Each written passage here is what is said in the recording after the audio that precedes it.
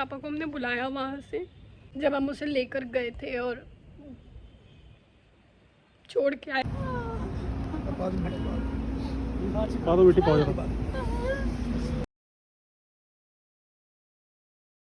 Hello everyone, तो बहुत दिनों बाद व्लॉग अपलोड कर रही हूँ। तो ये व्लॉग किसके लिए है ये आप समझ ही गए होंगे थंबनेल से। तो बहुत से लोगों को पता था और बहुत लोगों को नहीं पता था कि हमारा जो डॉगी है उसकी डेथ हो गई है। काका नाम था उसका। बहुत लोग पूछ रहे थे कि उसकी डेथ कैसे हुई, क्या हुआ था। तो उसी के लिए मैं आज व्लॉग बना रही हूँ कि आप लोगों के मन में कोई क्वेश्चन ना रहे। और अगर मैं डेली व्लॉगिंग भी कर रही होती तो मैं उस हाल में नहीं थी कि मैं उस दिन का व्लॉग बना सकती और बता सकती कि उसको क्या हुआ है, क्या आती हूँ पूरी स्टोरी की क्या क्या हुआ था। तो मेरे बर्थडे वाले दिन ही 20 जुलाई को मैंने उस दिन लाइव भी आना था इंस्टाग्राम पे, पर उसी वजह से मैं लाइव नहीं आई थी। मैं सोच के बैठी थी कि मैं लाइव आऊँगी क्योंकि बहुत सी विशेज़ जो हैं वो मिल नहीं पाती हैं हमें, हम उनके मैसेजेस नहीं देख पाते हैं या स्टोरी नहीं दिख पाती हैं। 20 जुलाई की शाम को मतलब उसको ना एक दवाई दी थी हमने। मतलब 3 डॉगी हैं हमारे पास, तीनों को हमने वो दवाई दी थी। तो उसको ना रिएक्शन कर गई वो दवाई और समझ ही नहीं आया कि कैसे। हमने डॉक्टर को बाद में जब दिखाया ना तो डॉक्टर ने हमें ये कहा कि वो टैबलेट गलत दे दिया आप लोगों ने। जब भैया ने भी देखा बाद में तो लगा कि वो टैबलेट गलत थी। हमें एक डॉक्टर ने बताई थी, पापा मेडिकल से ले आए और पापा ने तीनों डॉगी को बराबर बराबर करके दे दी एज अकॉर्डिंग।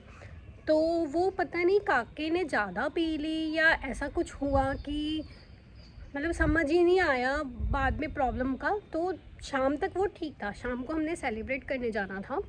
तो शाम को हम लोग उसको ना दिक्कत होने लगी जैसे कुछ लाइक वो उसके हाथ पैर से जैसे उठा उठा के चला था।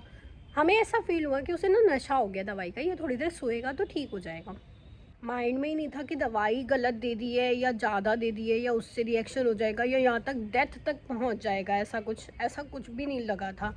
तो हमें लगा कि वो रेस्ट करेगा और हम ना रेडी हो रहे थे, सेलिब्रेट करने जा रहे थे। और उस दिन का व्लॉग भी मैं इसी वजह से नहीं बना पाई थी। मेरे को ना बर्थडे से अच्छी वाइब भी नहीं आ रही थी, मेरा मन ही नहीं कर रहा था कि मैं बर्थडे सेलिब्रेट करूँ या कुछ भी। बहुत दिनों से ना रो रही थी कि मेरा बर्थडे आए ही ना लाइफ में। और मतलब इतनी गंदी वाइब आ रही थी ना कि मैं आपको बता नहीं सकती। तो हम लोग फिर जब रेडी होने गए, हमें किसी ने फैमिली ने बुलाया था घर पे कि केक कट करवाने के लिए और छोटे छोटे बच्चों के साथ सेलिब्रेट करा था जैसे मैं पहले करती हूँ।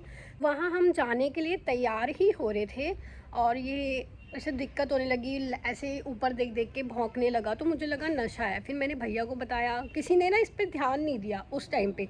फिर हम जब जाने लगे तो ये नीचे बैठा था और पापा भैया ने इसको देखा, फिर इसे ऊपर लाए, फिर इसे थोड़ा पानी वानी पिलाने की कोशिश की। तब वो अच्छा खासा ना चल रहा था, तब कोई ज़्यादा इतनी दिक्कत नहीं थी, हमें बस इतना ही लगा कि वो नशे में है।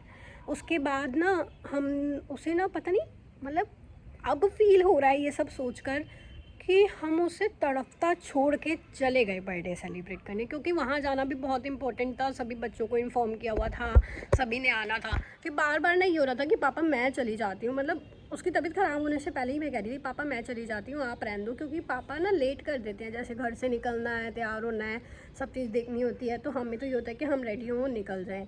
तो लेट होते गए हमने 5 बजे जाना था और हमें जाते जाते 7 बज गए। और उसी टाइम पे उसकी तबीयत ख़राब होने लगी और हम 9 बजे आए वहाँ से। तो उसकी बॉडी वर्क करना बंद कर चुकी थी, लाइक उसके हाथ पैर हिल नहीं रहे थे, मतलब वैसे वाइब्रेट हो रहे थे जैसे दौरे पड़ते हैं वैसे। वो उसकी पूरी बॉडी वाइब्रेट हो रही थी पर वो वर्क नहीं कर रही थी वैसे। लाइक आंखें उसकी खुली हैं, जीभ उसकी बाहर निकली हुई है और हाथ पैर नहीं चल रहे हैं, एक ही जगह पर पड़ा हुआ है। जब हमने उसे आकर वो वाला सीन उसका देखा ना, वो दवाई उसकी बॉडी में हर नस में ना जहर की तरह फैल गई थी, जैसे उसकी बॉडी वर्क करना बंद हो गई थी। वो पूरा कोमा में चला गया था। मैं बता नहीं सकती कि कैसा लगा कि बर्थडे वाले दिन इतनी बड़ी चीज़, वो भी हमारा सबसे प्यारा काका, मतलब उसे बच्चों से भी ज़्यादा लाड प्यार मिला है इस घर में। बच्चों से भी जितना बच्चों को प्यार करते हैं ना उसको डबल मिला है। और पापा का तो वो लाडला था। तो हम लोगों ने जब उसे देखा आके तो भैया एक भाग के डॉक्टर के पास गए। डॉक्टर ने एक टैबलेट बताई, वो हमने उसे नहीं दी। और वैसे हमने उसका नशा उतारने के लिए उसे दही खिला दी, नींबू चटा दिया, पनीर का पानी दे दिया और उसे ठंडे पानी से नहला दिया, सिर में ठंडा पानी डाल दिया कि इसे रिलैक्स मिल जाए। उसके नेक्स्ट डे हम उसे डॉक्टर के पास लेके गए मॉर्निंग में। उन्होंने ट्रीटमेंट किया। उन्होंने कहा कि आप बहुत लेट हो गए हो, मेरे को बहुत गर्मी भी लग रही है, मैं छत पे आई हूँ व्लॉग बनाने कि नीचे डिस्टर्बेंस ना हो। तो उन्होंने कहा कि आप बहुत लेट हो गए हो और उन्होंने 4-5 इंजेक्शन दिए। बोतल चढ़ाई थी शायद उस दिन, हाँ बोतल भी चढ़ाई थी उस दिन कि उसमें एनर्जी नहीं है, उसे दौरे पड़े हैं, तो लाइक वो बहुत ज़्यादा वीक हो चुका है। तो उसे वो दी टैबलेट, वो सॉरी बोतल चढ़ाई। बोतल चढ़ाने के बाद वो घर ले आए हम उसको। उन्होंने कहा ये सोएगा तो ये ठीक हो जाएगा। फिर उसकी जो बॉडी वाइब्रेट हो रही थी लगातार, वो कम होनी चालू हो गई, थोड़ा थोड़ा रेस्ट मिलने लग गया उसे बीच बीच में। और डॉक्टर का कहना ये था कि उसे ना हम एसी वगैरह में सुलाएं, ठंडक से वो सो जाएगा। तो हमने उसे एसी में सुलाया और रात से उसे आराम पड़ने लगा। उसकी बॉडी जो है वाइब्रेट बिल्कुल बंद हो गई, लाइक सांस ले रहा है, अच्छा खासा लेटा हुआ है, सो रहा है। हमें लगा रेस्ट करेगा तो ठीक होता रहेगा। इस टैबलेट का ज़्यादा से ज़्यादा प्रोसेस 48 घंटे का होता है, तो 48 घंटे में ये ठीक हो जाएगा।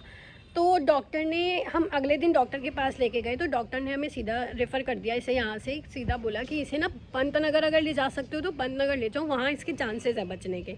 बाकी वो भी कर देंगे ट्रीटमेंट, पर एक बार पंतनगर ले चलो।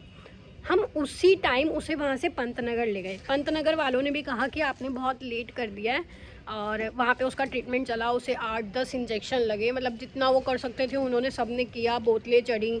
उसका ये था कि वो टॉयलेट कर ले, लाइक टॉयलेट करेगा तो उसको बहुत ज़्यादा रिलैक्स फील होगा। तो उसने टॉयलेट भी किया। और एक चीज़ ये थी कि हमारा जो डॉगी है काका, वो कभी भी घर पे टॉयलेट नहीं करता था। हम जैसे उसे बाहर ले जा रहे थे हॉस्पिटल तो वो टॉयलेट कर रहा था, पर वो घर पे टॉयलेट कर ही नहीं रहा था। तो पापा ने लास्ट में हमें ये बात बताई कि वो उस बच्चे ने अपनी जान दे दी, पर उसने उसूल नहीं तोड़ा अपना कि कमरे में लेटा हुआ है तो टॉयलेट ना करूं। भैया ने बार बार कहा कि तू टॉयलेट कर ले, हम साफ़ कर देंगे, तू टॉयलेट कर ले, तू ठीक हो जा। पर वो, हम ये भी फील नहीं कर पाए कि वो हमें सुन पा रहे हैं या नहीं। उसी टाइम जैसे कोमा में चला गया था, एक तरह से कि कोमा में ही है वो, बस सांस ले रहा है, हमारे पास है, पर वो पता नहीं हमें सुन पा रहा है नहीं पा रहा है, ये भी हमें नहीं पता था। तो उसके बाद ट्रीटमेंट जब पंतनगर से चला तो उन्होंने कहा कि अब थोड़ी इसकी बॉडी जो है वो मूवमेंट लेने लगेगी। पर उन्होंने ये भी कह दिया था कि अगर ये ठीक होता है तो इसकी बॉडी का कोई ना कोई पार्ट डैमेज हो जाएगा, कि हाथ पैर से चल नहीं पाएगा या कुछ भी हो सकता है। तो हमने कहा ठीक है, वो हम बाद में इसका ट्रीटमेंट कराते रहेंगे, बस कि एक बार इसको बस होश आ जाए, ये ठीक हो जाए। तो फिर नेक्स्ट डे यहाँ से ट्रीटमेंट चला। ट्रीटमेंट क्या चला, नेक्स्ट डे हम 23 की मॉर्निंग इसको लेकर जब गए हॉस्पिटल, तभी हमें ना ठीक लग रहा था, थोड़ा थोड़ा हाथ पैर इसके मूवमेंट दे रहे थे, कान हिला रहा था, और मतलब नोज़ वगैरह हिल रही थी, सूंघ रहा था, लाइक मुझे लगा ये ठीक हो रहा है। पर लास्ट में वो होता है ना कि जब हमें जाना होता है इस दुनिया से, तब जो हमारी बीमारी होती है वो बीमारी भी साथ छोड़ देती है। तो उसके साथ भी ऐसा ही हुआ। वो हम उसे हॉस्पिटल लेकर गए। उसको हॉस्पिटल लेकर गए तो भगवान ने ऐसा कुछ किया कि मैंने बस भगवान से ये प्रे करी थी कि इसकी सांसें चलते रहने देना, ट्रीटमेंट मैं कराऊंगी, भले इसको दिल्ली, देहरादून, चंडीगढ़, अमेरिका कहीं भी ले जाना पड़ा मैं इसको लेकर जाऊंगी, बस इसकी सांसें चलते रहने देना। और उसकी मौत इतनी क्लियर आई है ना कि हम सबको, फैमिली वालों को उन्होंने साइड कर दिया उस मौत ने, और पूरा टारगेट उस पर रखा कि उसे मरना ही था। लाइक उसका हम जितना भी ट्रीटमेंट कर लेते ना, अब पता चलता है कि उसकी मौत बिल्कुल आई थी। हमें बिल्कुल पहले गलत टैबलेट दिलवा दी, फिर मतलब बहुत सी ऐसी चीज़ें हो गई जो हमें बाद में पता चला कि ये कहानी रची हुई थी। एक वही हुआ, सेम एक कहानी रची हुई थी। अब हम सोचते हैं ना, तो उसके बाद जब हम उसे 23 की मॉर्निंग उसे हॉस्पिटल लेकर गए, सबसे पहले डॉक्टर ने टेम्परेचर चेक करा और उसको कोल्ड होने लग गया था। हमें लगा जैसे ग्लूकोज वगैरह चढ़ रहा है तो उसे कोल्ड हो जाएगा, और उसे एसी में भी सुला रहे थे तो कोल्ड हो सकता है, खांसी हो रही, कफ हो रहा था। और सुबह भी एक चीज़ हुई कि सुबह 5 बजे भैया ने ना जैसे उसको पानी दिया, हमने उसे ज़्यादा से ज़्यादा पानी पिलाया कि पानी से ये टॉयलेट करेगा तो ठीक हो जाएगा। तो उसे सुबह सुबह भैया ने ना 5 बजे पानी पिलाया तो उसे खांसी होने लगी और उसकी सांस रुक गई एकदम। मतलब भैया बता थे कि 1.5 मिनट उसको सांस नहीं आई। भैया ने उसे खड़ा किया, उसकी कमर पे थपथपाया कि ये खांसी हो रही है, उसकी वजह से सांस ना रुक गई हो। तो एक तरह से उसको जिंदा करा, और हमें वो एक मैसेज मिला था कि ये थोड़ी देर हो रहा है, लाइक उसकी सांसें जा रही हैं। तो फिर हम जब इसे हॉस्पिटल लेकर गए, टेम्परेचर चेक करा, आप मानोगे नहीं, आज तक मैंने इतना टेम्परेचर सुना नहीं कि किसी को इतना हो सकता है। उसको 110 बुखार था, 110, 109.9, मतलब कहीं से कहीं तक चांसेस ही नहीं थे वो बचेगा। डॉक्टर ने कहा ये बच्चा ख़त्म है, पर हाँ हम रिस्क ले सकते हैं इसे इंजेक्शन लगा के कि इसका टेम्परेचर डाउन करना है। फिर हमने, पापा ही घर पे नहीं थे, पापा को हमने फ़ोन किया कि ये बस लास्ट है पापा, मतलब डॉक्टर कह रहे हैं। तो पापा ने कहा कि नहीं, इसको ठंडी पट्टियाँ रखो सिर पे, ठंडी पट्टियों से बुखार जल्दी उतरता है। तो हमने ठंडी पट्टियाँ रखी। अब ठंडी पट्टियाँ भी कैसे रखी कि उसे सांस लेने में दिक्कत ना हो जाए, मतलब जुकाम हो रहा है तो सांस पहले उसे दिक्कत हो रही है लेने में, मतलब हर जगह से ये हो गया था कि तुम अब कुछ भी ट्रीटमेंट कर लो, इसकी डेथ होनी ही होनी है। जैसे इंजेक्शन लगाया, इधर हमने ठंडी पट्टियाँ भी रख दी, 4-5 मिनट ही हुए वो ख़त्म हो गया, सुबह 10:15 के आसपास। बहुत बुरा हाल था घर का। तो पापा देहरादून थे उस टाइम पे, पापा को हमने बुलाया वहाँ से और पापा आए, फिर हम उसे लेकर गए थे। इसमें मैं लास्ट में एक क्लिप ऐड कर दूँगी उसकी, जब हम उसे लेकर गए थे और छोड़ के आए थे। मतलब उसके बाद ना अभी हमारे पास 2 डॉगी है, एक मैरी और किट्टू। किट्टू जो है ना वो बिल्कुल काके जैसी एक्टिविटीज़ कर रही है, बिल्कुल काके जैसी, जैसे काका करता है। क्योंकि काके को इस घर में इतना प्यार मिला है कि वो यहाँ से दूर नहीं रह सकता, वो हमारे पास ही है। हमें फील होता था बार बार उसने साथ जाना है, साथ आना है। गाड़ी हम लोग अंदर करते थे तो भैया के साथ गाड़ी में बैठता था, फिर आता था।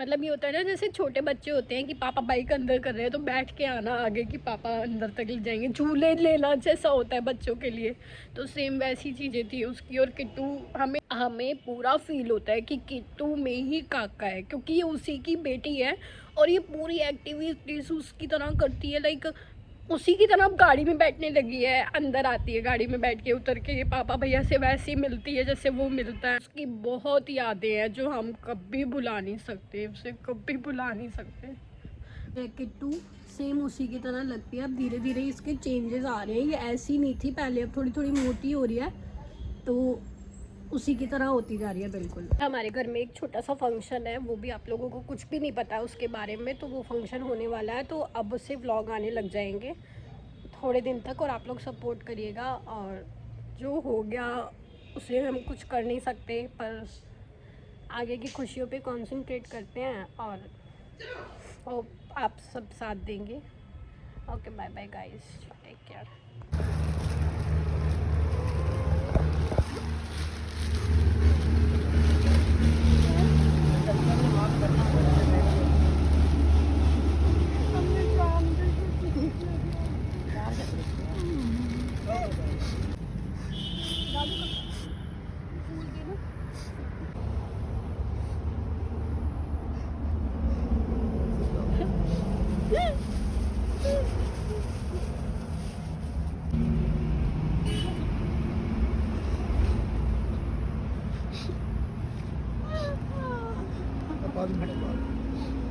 पा दो बेटी, पाओ जरा।